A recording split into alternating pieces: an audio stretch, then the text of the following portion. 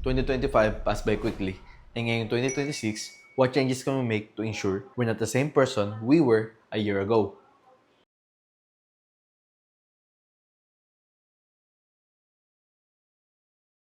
In this video, I discuss the summary of my 2025, including the lesson learned, the journey taken, and the progress made. I also share my plan for this 2026 and share what habits that I believe can make this year truly meaningful.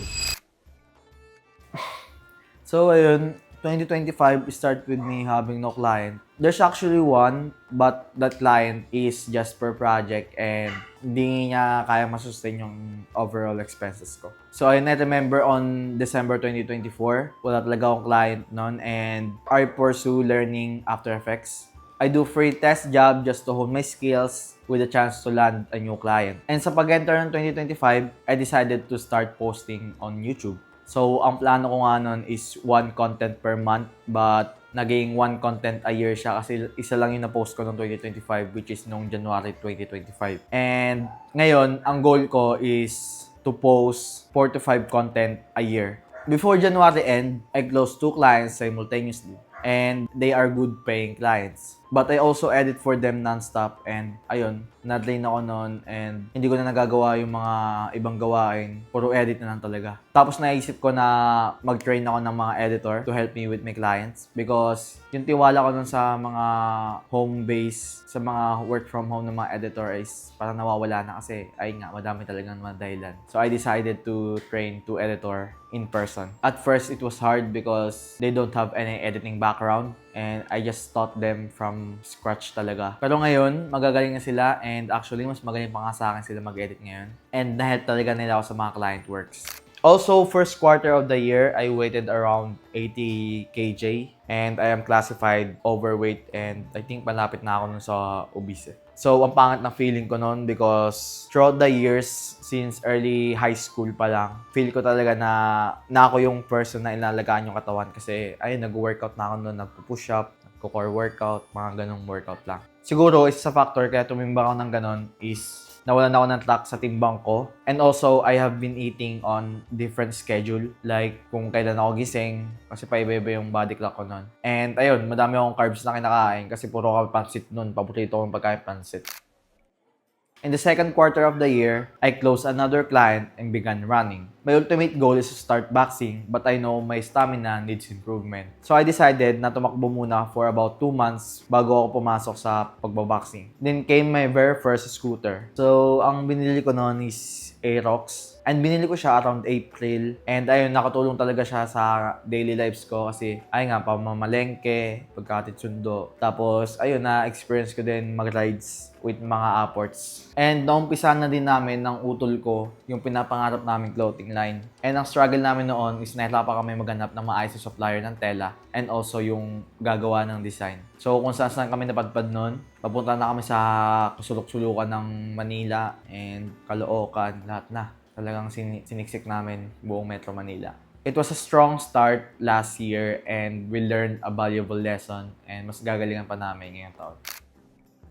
Then I decided to go to school this year. So I spent the rest of my second quarter para mag-asikaso ng mga requirements. It really got me excited to go to school again and experience college life. But that excitement didn't last long. After spending most of my time or the remaining months of my year in the school, nawalan na ako ng gana and na-realize ko na hindi talaga para sa akin yung school. Kasi ayoko kasing nag-spend ng time and energy sa mga bagay na parang wala namang kwenta. Like, wala namang patutunguhan kasi wala namang pinupursue yung career. So, bago matapos yung 2025, I decided to also track my calories para magbukas talaga ng timbang. So, ayun yung summary ng 2025 ko. The year started with some challenges and I spent the second half of my year wasting time on school activities. But hindi ko naman kayo na-encourage na tumigil na kayo sa pag-aaral. Kasi para sa akin, kung may gusto ko yung i-pursue na career and kailangan ng school para makamit nyo yun, so go ahead and pursue that dream because pangarap nyo naman yan. Pero kung goal nyo lang ay kumita ng pera, bahala na kayo. Kasi para sa akin, mas okay na mag-start na kayo ng business and to fail and to learn and parang yumaman. Ganun lang. So this 2026, it's gonna be different. Di na ako papasok sa school and magpo-focus na ako on what matter most. So ano nga ba yung nagmamatter most sa akin ngayon? First is more time with God and my family. And second is video editing. Third is boxing. And fourth is clothing. So, ayun, dun sa apat na yun, dun ako mag-focus ngayon. I actually have a physical commitment ngayong first quarter ng 2026. Kaya need nating maging disiplinado para makamit natin yun. And also, gagawa din tayo ng YouTube video na nakafocus lang doon sa topic na yun. So, ngayon 2026 din, mas papasolidin ko pa yung mga habits ko. So, may apat akong pinafocus na habit, which is physically, mentally, spiritually, and financially. So, alam naman natin yung physically is to work out every day and, ayun, eat healthy and not overeat. And sa spiritually naman natin is to read Bible and, ayun, mas mag-spend time with people na mas makakatulong tayo maka-umalain kay Lord. And sa mentally naman natin is to expand our knowledge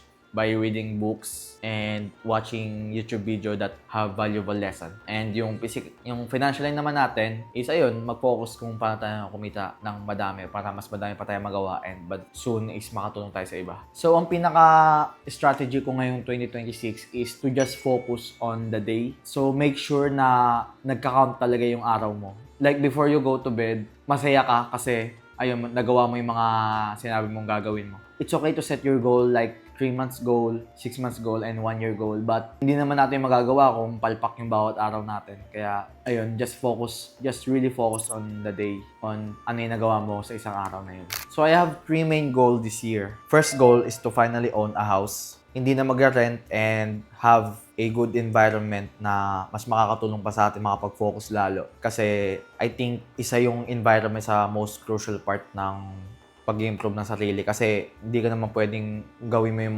mga dapat mong gawin tapos yung environment mo makalat, masikip, ganun. And also kasi hanggang ngayon wala pa akong maayos na working space. So, ang working space ko lang is lamesa lang. Kung saan lang, minsan sa dining table pa ako nag-work paghapon. So, ayun yung pangarap ko makapag-build ng sarili kong working space talaga na pagpapasok ko sa kwarto na yun, magtatrabaho lang talaga ako. So, ang second goal ko is hit more than 7 figs in savings and 5 figs USD monthly income. So, magagawa ko yun by mostly scaling my main business and have other ventures started like something like affiliate and other stuff. Third is having a physically fit body by running, boxing, and calisthenics. You can achieve whatever goal you set your mind to. And it all comes down to your daily wins that compound and grant you your long-term goal. So before it ends, may special guest tayo ngayon, ang aking long-time upwards. Si Gian Gonzalez! Mic ko rin. Wait ka na. Wait lang. Ako na maghawak. Yeah. So Gian, gusto ko lang malaman yung insight mo about what is your 2025 lesson and ano yung goal mo? Ano yung goal mo ngayon 2026? Okay. For me, the lesson I've learned from 2025, don't stay on your comfort zone. Just like what I did just this month, January 2026. Nag-rest ako. I'm in the comfort zone dun sa work ko. Like, I'm so used to doing things na yung ginagawa ko dun within more than 2 years. And yun, nag-rest ako and we plan to, ano ba? Ano ba plan natin ba? So ayun, yung pinaplano namin is, ayun, sasama na si Gian sa mga ginagawa natin. So magiging ano na natin siya, partner in crime. Tama ba tayo? Ano yung goals? Ano yung specific goal mo ngayong 2026? So ngayon, specific goal ngayon 2026 is to have a grasp dun sa ginagawa ni Ryan ngayon. Like, I want to learn more dun sa ginagawa ni Ryan. And I want to adapt kung anong merong si Ryan. Like, yung discipline, yung tiyaga niya sa work. Like, kasi alam naman natin, editing mahirap. Paghahanap ng clients, yun. Gusto ko makuha din yun galing kay Ryan. Kasi for me, alam ko sa sarili ko na hindi ako ganun eh. Kaya I want to learn more from him and maybe magamit ko din siya, tutulungan kami and earn more money, di ba? Tama. Okay. Kasi ngayon guys, nag-viral ngayon sa Instagram din yung ano, yung parang may kasama talaga silang tropa mag-grind kasi may kasabihan sa no man is an island. Yung parang katulad ng Tate Brothers na kaya ang parang pinaka main point nila bakit sobrang successful nila is dalawa sila. Ganun. Tulungan. Oo, tulungan sila. Parang having each other back. So, Angie, pwede ka naman wala. Hindi, wait lang, mamadyakin nga kita eh. Ha? Mamadyakin nga kita. So, ayun siya guys, mawawala na siya in 3, 2, 1, go. Ting! So, I think that's all for me. That's all for me and Gian. And sabay-sabay nating tupatin ng ating mga mithiin ngayong 2026, sabi nga ni Lowell J. Rubino. So, let's go!